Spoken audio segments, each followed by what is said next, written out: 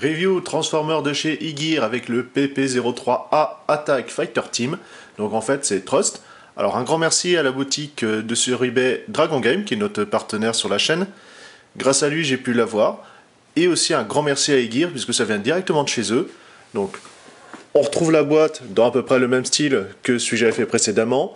Avec comme ça le fond étoilé. Cette fois-ci par contre la terre est beaucoup plus visible. Donc aspect Masterpiece, même système et cette fois-ci en fighter. Belle boîte, rien à redire. On voit notre super transformer qui nous attend. J'ouvre tout ça à chaud, comme on dit.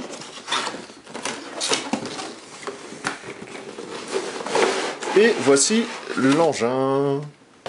Donc sous le système classique de rangement, avec comme ça le stand, le professeur, puisque c'est un seeker. On a à l'intérieur, exactement comme celui que j'avais fait précédemment, hop, le livret, avec une mini BD. Bon, toujours aussi bien dessiné, assez sympathique. La carte, avec les specs, et les divers autocollants, pour ainsi, voilà, un petit peu agrémenter. Par contre, je pense que je vais laisser comme ça, vierge de stickers. Et maintenant, on s'attaque à la partie la plus importante. Alors, on va enlever tout ça. La partie supérieure. Pour ainsi laisser apparaître notre superbe transformer. Ainsi, on retrouve exactement pareil les missiles. Alors, toujours les bons et mauvais points, effectivement, c'est d'un seul bloc moulé. Au moins, bon, ça permet que ça soit un petit peu plus fin, un peu plus détaillé. Mais bon, ayant l'habitude des macros, c'est vrai que je préfère quand c'est séparé. On retrouve le bras support, tout au fond. Exactement pareil, avec les panneaux comme ça, transparents. On ne change pas une équipe qui gagne. Alors comme vous pouvez voir, vous avez du carton ici pour bien renforcer, pour bien que ça tienne à l'intérieur de la boîte. Au moins c'est très très bien protégé. On a ici les petits pans, avec la pince. Et ici, notre prof, qui est malheureusement encore un petit peu brut de décoffrage. Il faudra que je m'y mette peut-être au Gundam Marker ou quelque chose comme ça pour lui donner un peu plus de couleur.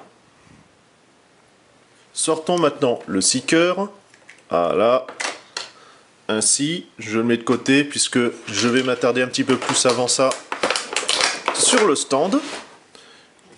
Exactement pareil, tout ce qui est ingénierie, light panel, enfin ligne de structure. Les deux systèmes, enfin les points d'attache pour l'accroche tout simplement du bras, fighter ou robot. Donc bien détaillé. Ça serait quand même pas mal de faire peut-être des lignes de structure blanches. Il faudra que je trouve le moyen d'en faire parce que j'ai pas le Gundam marqueur blanc malheureusement. Mais ça pourrait bien ressortir. Bon. Idée à garder et à mettre de côté. Le fighter justement, le voici. Donc on a une magnifique couleur comme ça. Bah, tout simplement bordeaux. On retrouve toutes les lignes de structure. Donc je pense que je vais un petit peu les détailler en noir pour que ça ressorte un petit peu mieux. Surtout, bah voilà, ça se mettra très bien avec le noir qui est ici. On a les turbines. Bon, voilà, c'est un petit peu monochrome malheureusement, mais bon aussi ça permet de le rendre assez sobre et non pas voilà trop peinturluré et flashy. Le grand cockpit, exactement de la même manière. Alors voilà, hop. Ça c'est une partie de la transformation qui commence, ça va pas le faire. Ici, avec toujours le poste de pilotage et ce grand vide. Par contre, on voit tout de suite la pièce métal au fond. Très bon point. Vous avez ici les réacteurs, qui sont malheureusement un petit peu cachés, en partie au niveau des turbines. L'intérieur est toujours, voilà, le dessous, l'undercarriage bien caché. Bon, on voit si on aperçoit les points, mais ça passe encore très bien. Les grands missiles. Voilà, qui tiennent avec ce gros picot, que vous pouvez mettre également des petits missiles, que je vous ai présenté différemment tout à l'heure. Voilà, donc bien détaillé également. Pareil, ça méritera d'avoir peut-être un petit peu de rouge, quelque chose comme ça. Donc c'est vrai que c'est un petit peu brut de décoffrage, mais ça permet voilà, aussi d'avoir quelque chose de très joli, très sobre, comme je vous parlais. Vous avez un petit peu de pailleté là, c'est un petit peu métallisé, ça rend vraiment très très bien. C'est un petit peu voilà comme les United si vous en avez au niveau japonais, donc effectivement c'est pas la bête couleur monochrome assez classique. On a ici les straps pour le fighter. Non, vraiment, vraiment joli. C'est vrai que c'est celui-là qui m'avait vraiment tapé dans l'œil. Même si effectivement ce que j'avais déjà présenté était pas mal, mais c'est vrai que là c'est la forme des ailes, les turbines, bon par contre qui sont fixes, ça tourne pas. Bon, ça aurait été un petit détail supplémentaire, mais vraiment une belle bête. Je reprends la comparaison avec du Macros, donc le VF11C qui est du 1/60e, le VF0A avec le Ghost, donc c'est du 1/60e et assez grand. Comme je vous expliquais, c'est les premiers effectivement fighters modulables, donc on est un peu plus proche du 1/48e réellement. Donc voilà, ça se marie quand même assez bien avec du Macros, même si effectivement le cockpit est, comme je vous disais, très grand, un petit peu disproportionné. Mais bon, c'est du fait du transformer à la partie voilà, transformation, donc c'est un petit peu obligé. Mais il n'empêche, voilà, ça se camoufle quand même assez bien. Un peu plus avec le 0A, puisque c'est vrai que le 11C a un petit peu plus, une ligne un peu plus futuriste, j'y ai arrivé. Et maintenant, on va passer vraiment à la partie transformation, c'est ce qui nous intéresse. Pour les gimmicks, donc on a comme à notre habitude ici, donc il y a juste à tirer. Et on a notre radar. Voilà, ça change pas. Hop, on remet. On va avoir sur le dessus l'aérofrein. Avec toujours son magnifique système vérin, enfin faux vérin, mais en fait c'est un système de glissière, donc ça c'est vraiment agréable. Hop, ça se dévoince un petit peu de partout, c'est normal, faut pas tirer trop fort non plus. En dessous, vous avez ici le train d'atterrissage, la petite trappe, si j'arrive à la choper. Et on va pouvoir ainsi sortir cette pièce là.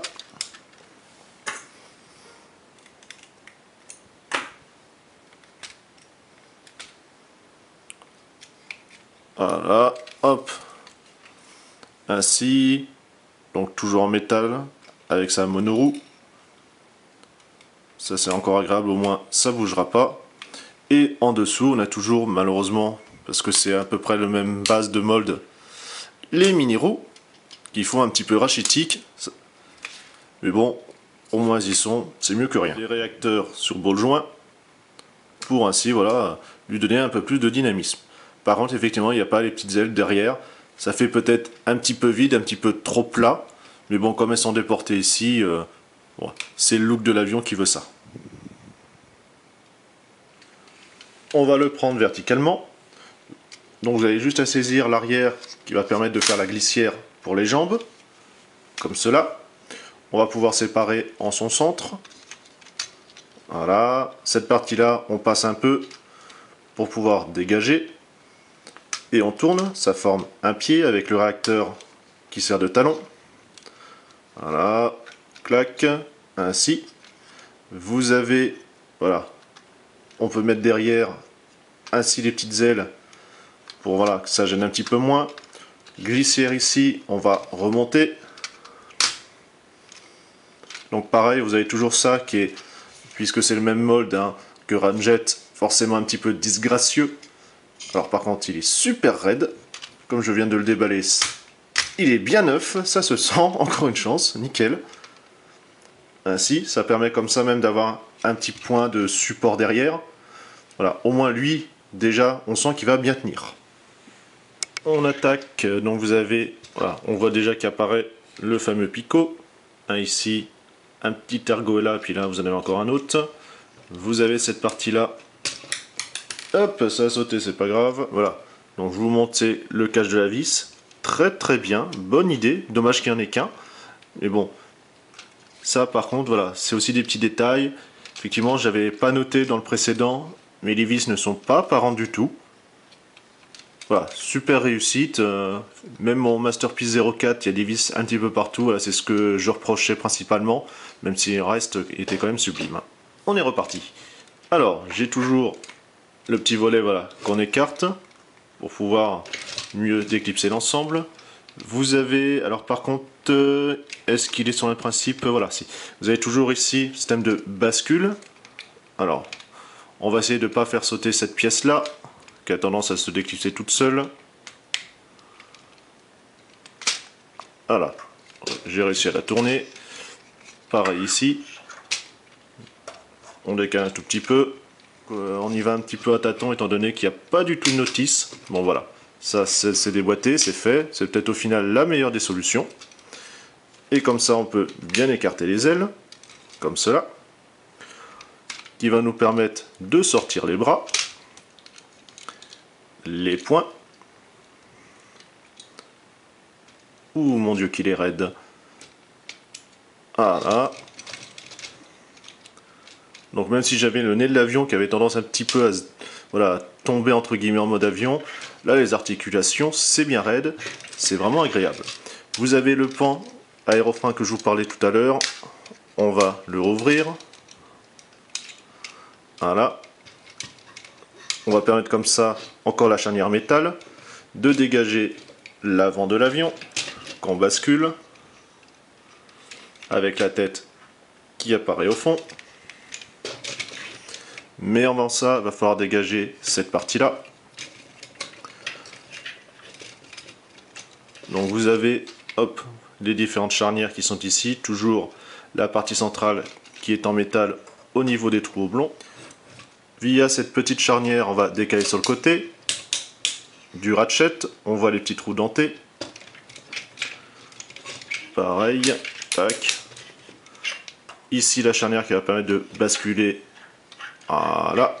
Mais avant ça, parce que sinon ça va pas le faire si j'oublie, vous avez la partie centrale qui va former en fait les côtes.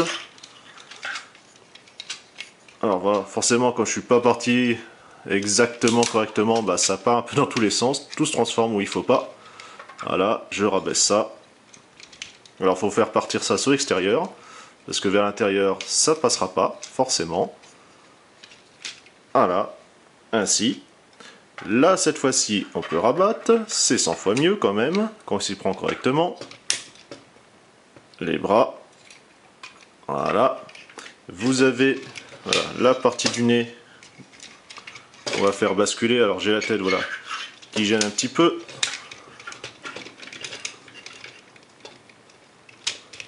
Comme cela, ça va permettre de la faire passer correctement là-haut.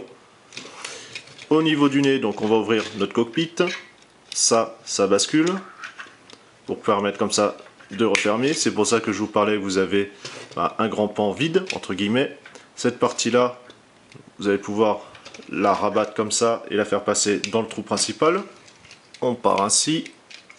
Hop, pour rabattre comme ça.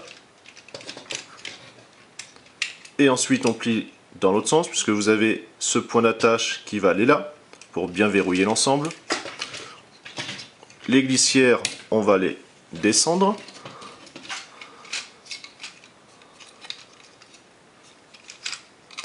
Je vais rabattre, parce que c'est ça aussi qui me gêne depuis tout à l'heure, le système de double charnière, comme ça par derrière. Voilà, tac. Bien droit comme c'était. Forcément maintenant, ça descend. Et on verrouille. Voilà, quand on prend bien son temps, puisque effectivement, je le refais à chaud, malheureusement je l'ai que en mémoire par rapport à Ramjet. Une fois que vous avez mis ça, donc faut bien le remonter et appuyer sur le fond, puisque j'avais oublié qu'il y avait cette glissière qui permet comme ça de bien plaquer le nez de l'avion dans le dos, et ça, comme ça, hop, de le rabattre pour pouvoir le clipser, avec justement ce fameux picot. Voilà, donc vous voyez, c'est nettement mieux comme ça, bien rabattu vers le bas. Le petit ergot métal qui permet comme ça de bien clipser le torse, enfin la partie cockpit. Vous avez ces parties-là en fait qu'on va plier. Alors voilà, j'avais oublié comme ça. Et vous les mettez ainsi. Je redécale l'aile. Je plie à l'arrière. Et comme ça, c'est bien rangé. On finit par les doigts avec le pouce pour le mettre bien dans l'alignement. Et ainsi nous avons notre trust qui est terminé. Voilà, donc lui il tient parfaitement, puisque forcément vous avez cette partie là qui sert de grand talon. Ça c'est voilà, très agréable, c'est vrai, autant Ramjet avait tendance à partir en arrière, il fallait vraiment le socle. Là c'est nickel. Vous avez toujours le doigt type gâchette libre, puis après les 3 autres qui sont ensemble, toujours articulés. Voilà, il est content, il montre avec son pouce. Les articulations sont les mêmes, ici, ratchet, rotation là. Bon, il a des petits bras un petit peu musclés, mais bon, au final, ça passe encore niveau gabarit. La main qui tourne, la tête sur le beau joint, donc forcément ça se balade un petit peu. Voilà, on va la remettre, on peut la clipser dans l'emplacement. Par contre, il peut plus faire gauche-droite, mais bon, moi ça la verrouille. Un petit mouvement au niveau du bassin. Vous avez les jambes ratchet, ici. Le genou, avec des faux vérins. Ça c'est un petit détail encore sympathique. Pareil ici. Bon, les pieds après, voilà, ça s'arrête là. Ça va pas très loin, mais au moins il tient. Alors si vous mettez bien droit entre guillemets dans les jambes, il a tendance un petit peu à pencher.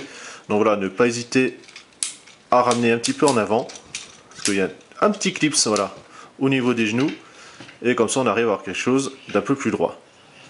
Alors c'est vrai que les ailes lui fait un petit peu un backpack, donc c'est un petit peu tendance à partir un peu en arrière, mais bon, ça reste quand même très jouable puisque vous avez ces parties là.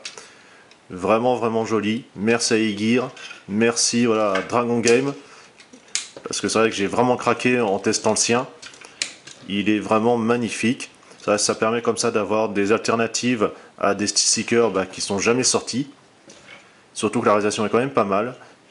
Le plastique est bon. Comme je vous disais, ça pourrait être un cran au-dessus, mais voilà. Non, non, c'est quand même assez solide. C'est une fausse impression de non-solidité. Alors que, voilà, à force de manipuler, bon, même si là c'est le premier, mais même l'autre, voilà, ça passait pas mal. Effectivement, il y a 2 petits pans qui sautent, mais bon, voilà, hein, il y a beaucoup de Transformers ou même d'autres figurines qui sont assis, c'est pas méchant, ça se reclipe tout seul. On a ici quand même pas mal de détails un petit peu partout. Pour les bras, vous avez ici l'écran. Comme ça, on voit un premier Transformer. Qui au niveau de la tête... Alors ça va être Megatron, hein, on va dire ça. Même si je sais pas du tout à quoi ça ressemble. Et de ce côté-là, ah bah c'est lui-même, il se parle à lui. Ça c'est ballot ça quand même. L'articulation que j'avais oublié de montrer à l'époque de Ramjet, donc c'est sous les turbines, c'est des lance-missiles. Donc comme ça, peint en rouge, avec juste cette charnière. Maintenant, il ne reste plus qu'à choper Skywarp, puisqu'il est en précommande. Donc n'hésitez pas à le prendre soit sur le site de Aegir, soit dans la boutique Dragon Game. Je pense que je vais craquer. Je vais attendre par contre les prochaines photos pour voir voilà, si vraiment il me fait craquer par rapport au Takara, puisque la version Hasbro ne me plaît pas du tout. Mais voilà, il y a de fortes chances que j'y passe encore, parce que voilà, encore une belle réalisation, et ils peuvent encore faire quelque chose de sublime. Dernier petit point, j'avais totalement loupé. Vous avez ici des volets avec l'articulation, très bon point, même s'ils sont petits. Voilà, effectivement, j'étais passé à côté en mode avion. Et on se retrouve à une prochaine review. Allez, salut!